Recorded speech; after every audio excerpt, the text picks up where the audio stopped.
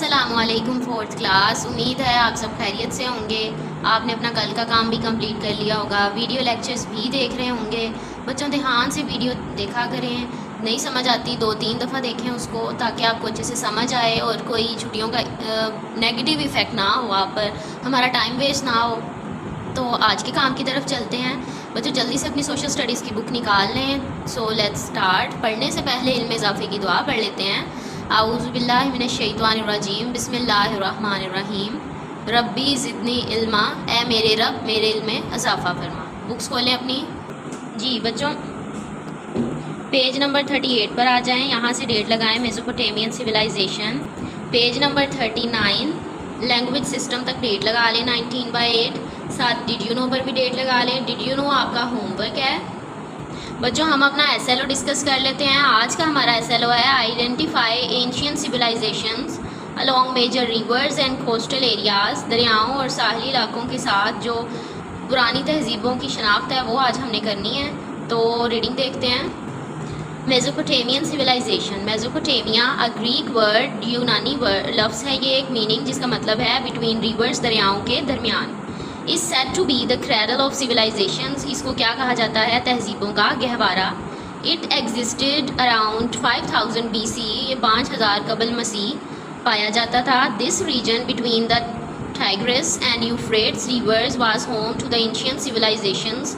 This region, ये खिता Tigris दरियाए Furat और दरियाए दजला के दरमियान ये पुरानी तहजीबें जो थी वो Sumerians, Akkadians, Assyrians, Babylonians, ancient तहजीबों का घर था।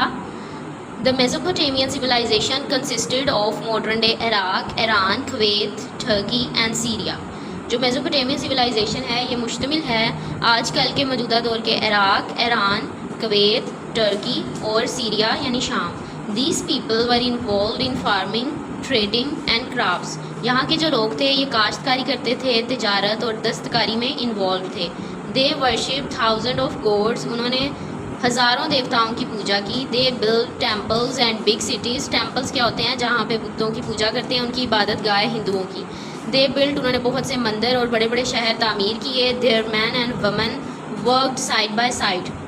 इनके जो मर्द और औरतें थी वो शाना बशाना काम करते थे।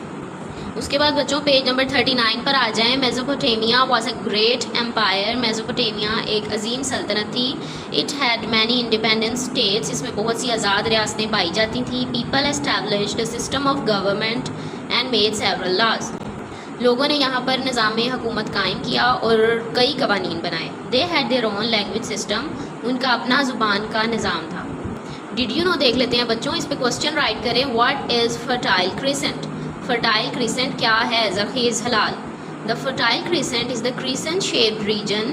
ये हलाल की शक्ल का बना हुआ एक इलाका है। Where the first settled agriculture communities are thought to have originated.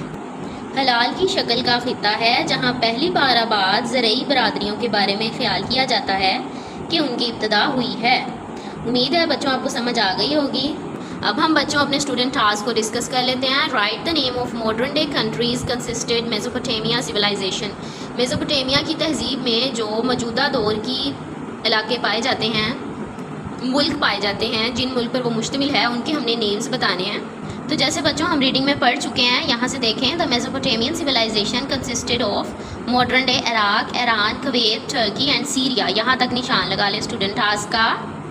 उसके बाद बच्चों हम अपना ग्रामर टास्क डिस्कस करते हैं। Identify use of plural nouns.